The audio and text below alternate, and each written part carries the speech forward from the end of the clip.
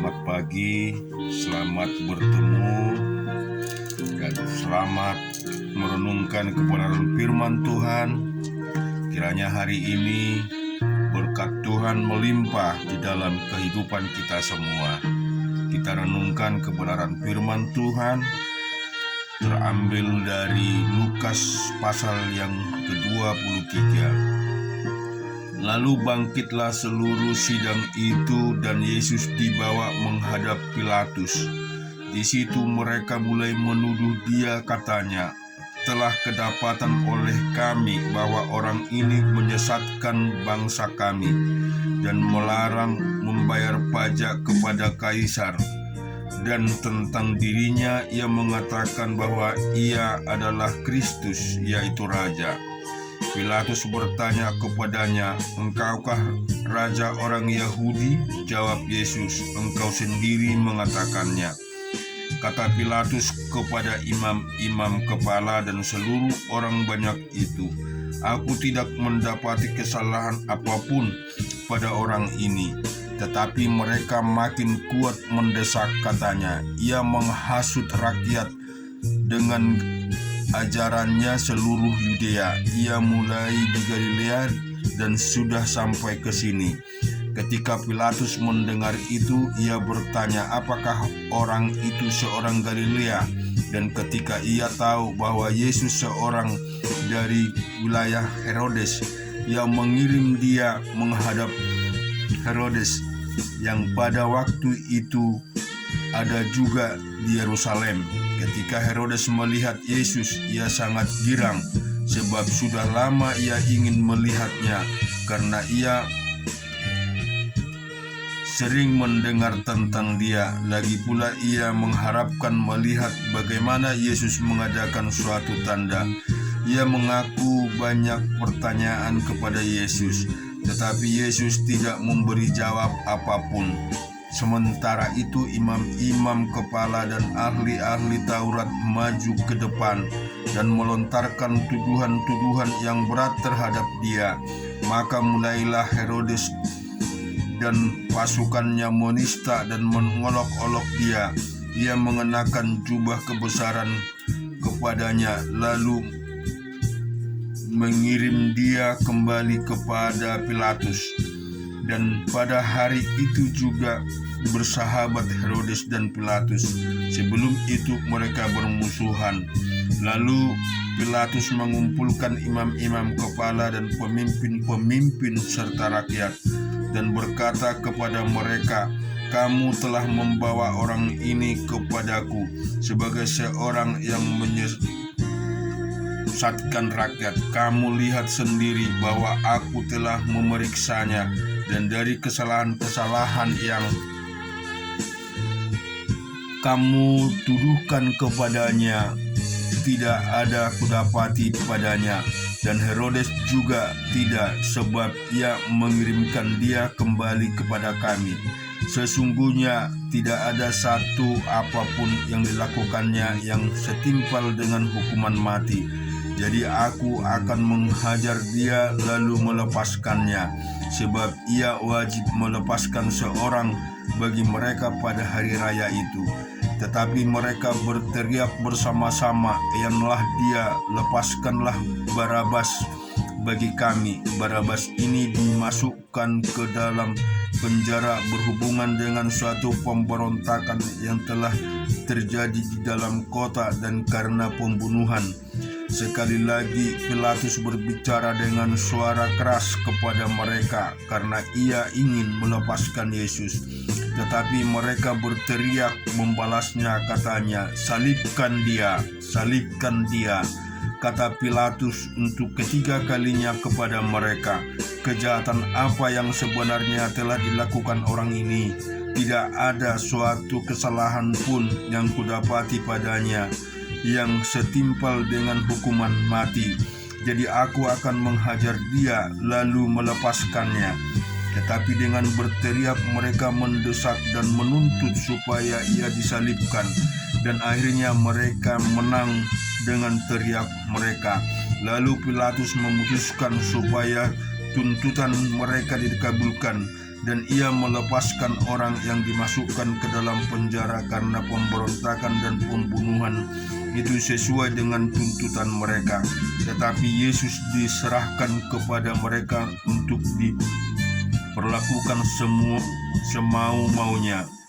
Ketika mereka membawa Yesus, mereka menahan seorang yang bernama Simon dari Kirene, yang satu datang dari luar kota. Lalu diletakkan salib itu di atas bahunya supaya dipikulnya sambil mengikuti Yesus. Sejumlah besar orang mengikuti dia, di antara banyak perempuan yang mengasihi, yang menangisi dan meratapi dia.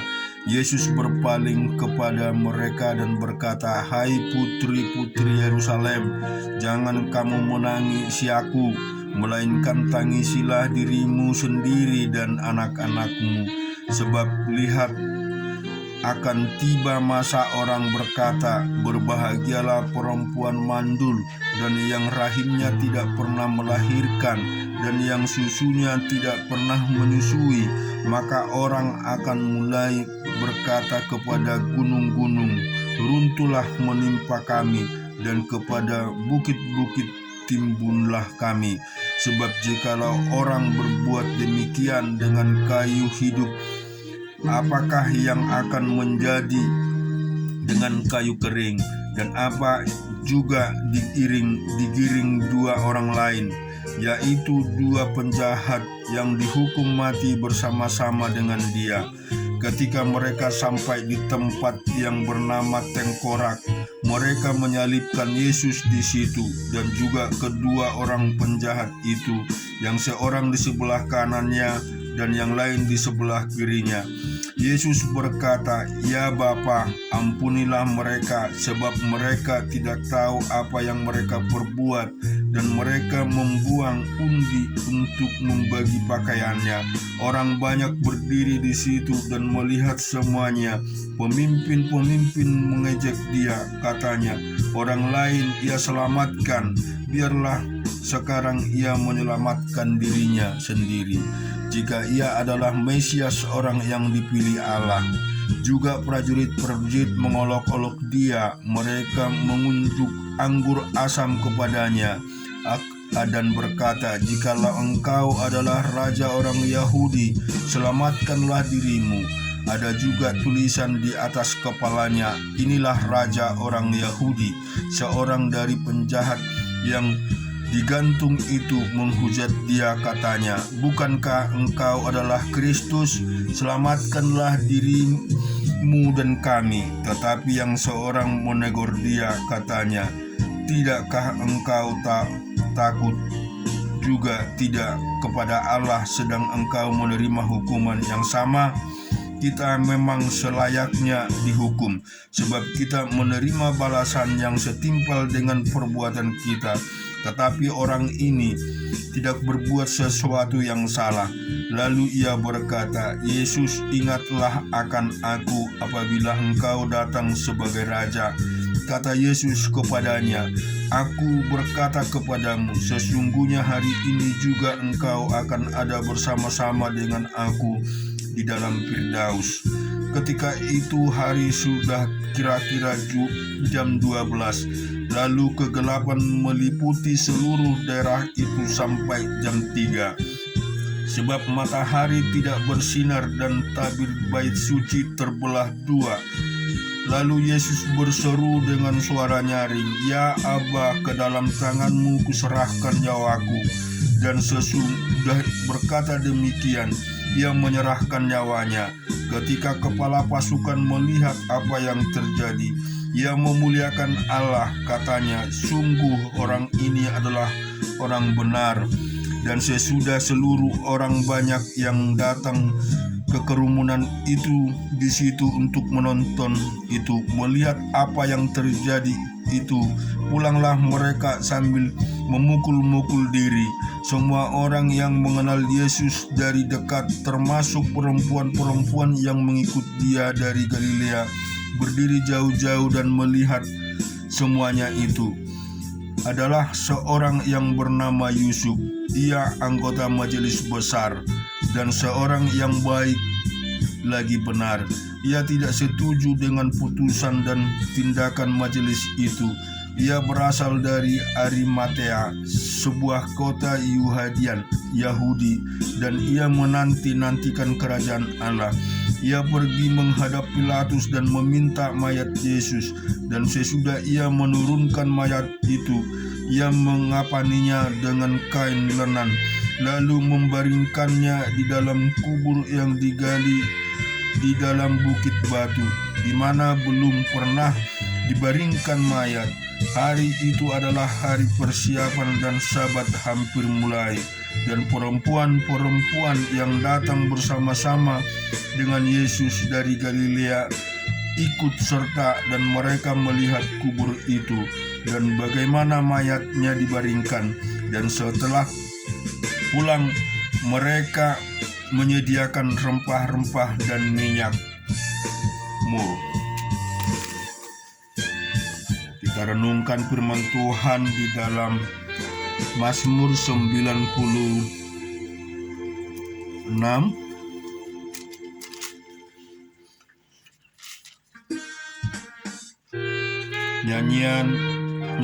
Nyanyikanlah nyanyian baru bagi Tuhan. Nyanyikanlah bagi Tuhan, hai segenap bumi. Menyanyilah bagi Tuhan, pujilah namanya. Kabarkanlah keselamatan yang daripadanya dari hari ke hari.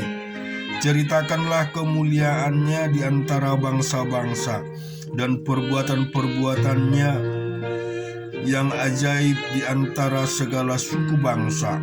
Sebab Tuhan maha besar dan terpuji sangat. Ia lebih dahsyat daripada segala Allah.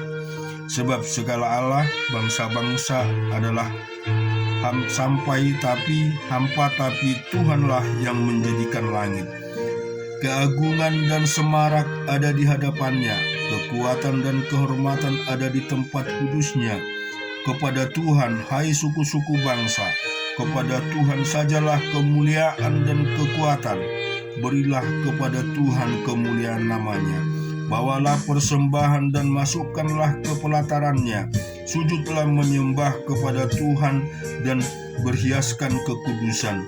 Gemetarlah di hadapannya, hai segenap bumi. Katakanlah di antara bangsa-bangsa, Tuhan itu Raja. Sungguh tegak dunia tidak goyah. Ia akan mengadili bangsa-bangsa dalam kebenaran. Biarlah langit bersukacita dan bumi bersorak-sorak. Biarlah gemuruh laut serta isinya. Biarlah beria-ria padang dan segala yang di atasnya. Maka segala pohon di hutan bersorak-sorai di hadapan Tuhan, sebab ia datang untuk menghakimi bumi. Ia akan menghakimi dunia dengan keadilan dan bangsa-bangsa dengan kesetiaan. Kita juga renungkan di Amsal 27. Janganlah memuji diri karena keesok hari, karena engkau tidak tahu apa yang akan terjadi hari itu. Biarlah orang lain memuji engkau dan bukan mulutmu, orang yang tidak kau kenal dan bukan bibirmu sendiri. Batu adalah berat dan pasir pun adalah beratnya, tetapi lebih berat dari kedua-duanya adalah sakit hati terhadap orang bodoh. Panas hati, kejam dan murka melanda, tetapi siapa yang dapat tahan terhadap cemburu?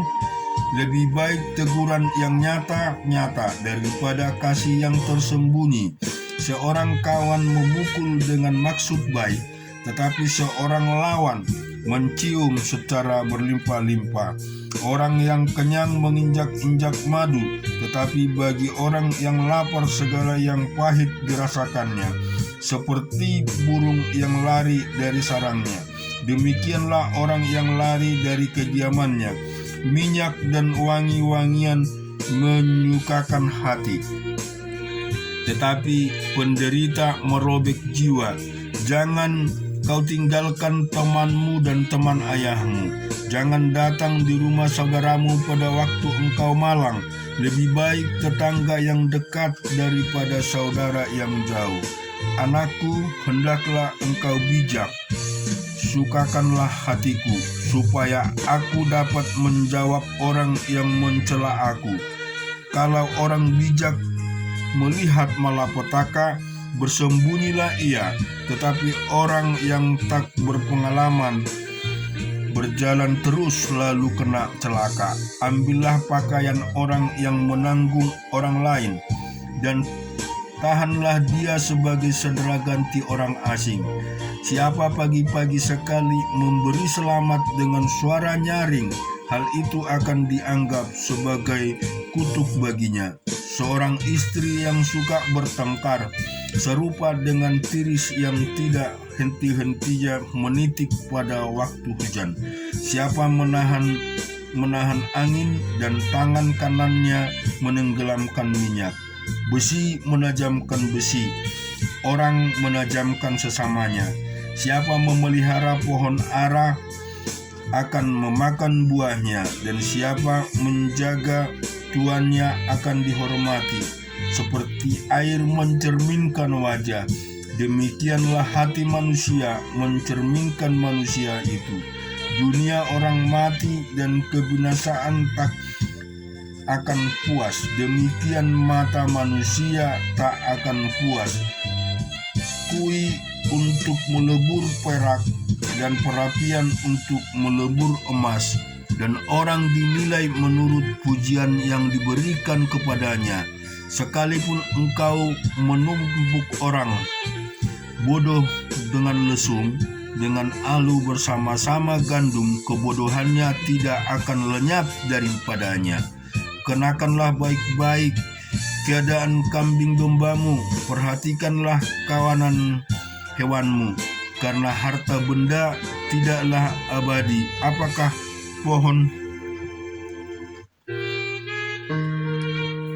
Apakah mahkota tetap turun-temurun? Kalau rumput menghilang dan tunas muda nampak dan rumput gunung dikumpulkan, maka engkau mempunyai domba-domba muda untuk pakaianmu dan kambing-kambing jantan untuk membeli ladang pula. Cukup susu kambing untuk makananmu dan makanan keluargamu, dan untuk kehidupan pelayanan-pelayananmu perempuan. Kita juga renungkan di dalam Yosua pasal yang ke-8.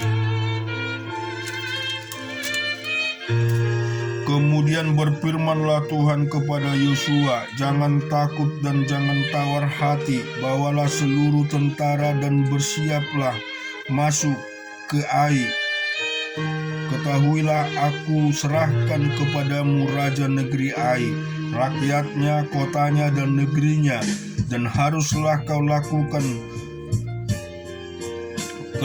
kepada Ai dan rajanya seperti yang kau lakukan kepada Yeriko dan rajanya. Hanya barang-barang dan ternaknya boleh kamu jarah. Suruhlah orang bersembunyi di belakang kota itu. Lalu bersiaplah Yosua beserta seluruh tentara untuk pergi ke Ai. Yosua memilih 30.000 orang pahlawan-pahlawan yang gagah perkasa. Mereka disuruhnya pergi pada waktu malam, dan kepada mereka diperintahkannya, katanya, ketahuilah kamu harus bersembunyi di belakang kota itu untuk menyerangnya. Janganlah terlalu jauh dari kota itu, dan bersiap-siaplah kamu sekalian. Aku dan semua orang yang bersama-sama dengan aku akan mendekati kota itu. Apabila mereka keluar menyerbu kami seperti yang pertama kali, maka kami akan melarikan diri dari hadapan mereka. Jadi mereka akan keluar menyusul kami, sehingga kami memancing mereka jauh dari kota itu. sebab mereka akan berkata, orang-orang itu melarikan diri dari hadapan kita seperti yang pertama kali. Jika kami melarikan diri dari hadapan mereka, maka kamu harus bangun dari tempat persembunyianmu itu untuk menduduki kota itu, dan Tuhan Allahmu akan menyerahkannya ke dalam tanganmu. Segera setelah kamu merebut kota itu, haruslah kamu membakarnya sesuai dengan firman Tuhan. Kamu harus melakukan semua itu. Ingatlah, itulah perintah kepadamu. Demikianlah Yosua menyuruh mereka pergi, lalu berjalanlah mereka ke tempat persembunyian dan tinggal di antara Betel dan Ai, di sebelah barat Ai. Tetapi Yosua bermalam di tengah-tengah rakyat pada malam itu. Keesok harinya Yosua bangun pagi-pagi, lalu diperiksanyalah barisan bangsa itu, dan berjalanlah ia menuju beserta para tua-tua orang Israel dengan bangsa itu ke Ai. Juga seluruh tentara yang bersama-sama dengan dia berjalan maju. Mereka maju mendekat, lalu sampailah ke tentangan kota itu. Kemudian berkemalah mereka di sebelah utara Ai, sehingga lembah itu ada di antara mereka dan Ai. Yosua telah mengambil kira-kira 5.000 orang, lalu disuruhnya mereka bersembunyi di antara Betel dan Ai di sebelah barat kota itu. Beginilah rakyat itu diatur. Seluruh tentara itu di sebelah utara kota dengan barisan belakang di sebelah barat kota. Pada malam itu berjalanlah Yosua mulai lembah itu. Pagi-pagi ketika raja negeri Ai melihat hal itu, maka ia dan seluruh rakyatnya, orang-orang kota itu, segera keluar berperang, menyerbu orang Israel ke lereng di seberang dataran itu. Raja itu tidak tahu bahwa ada orang bersembunyi di belakang kota. Yosua dan seluruh orang Israel itu berlaku seolah dipukul mundur oleh mereka, lalu melarikan diri ke arah padang gurun. Sebab itu semua orang yang ada di kota dikerahkan untuk mengejar orang Israel. Maka mereka mengejar Yosua, sehingga makin jauhlah mereka terpancing dari kota. Seorang pun tidak tertinggal lagi di Ai dan Betel.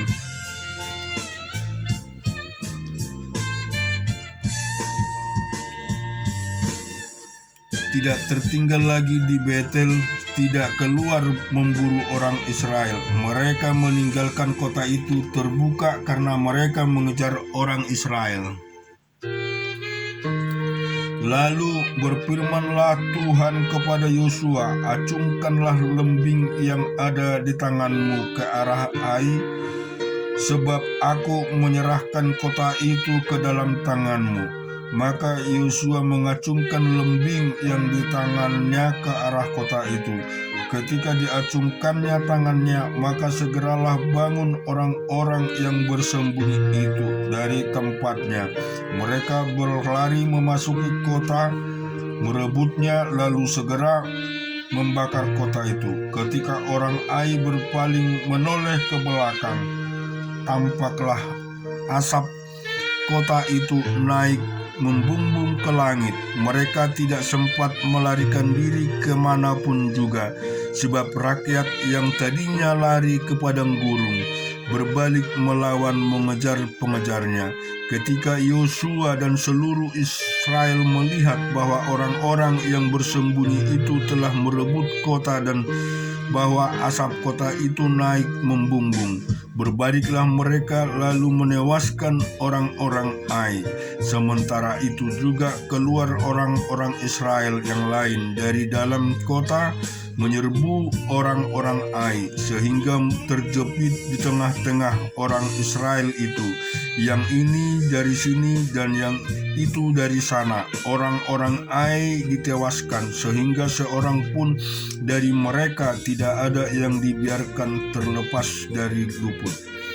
Tetapi Raja Ai ditangkap mereka hidup-hidup dan dihadapkan kepada Yosua. Segera sesudah orang Israel selesai membunuh seluruh penduduk kota Ai di padang terbuka kemana orang Israel mengejar mereka, dan orang-orang yang tersembunyi tewas oleh mata pedang sampai orang yang penghabisan. Maka seluruh Israel kembali ke Ai dan memukul kota itu dengan mata pedang.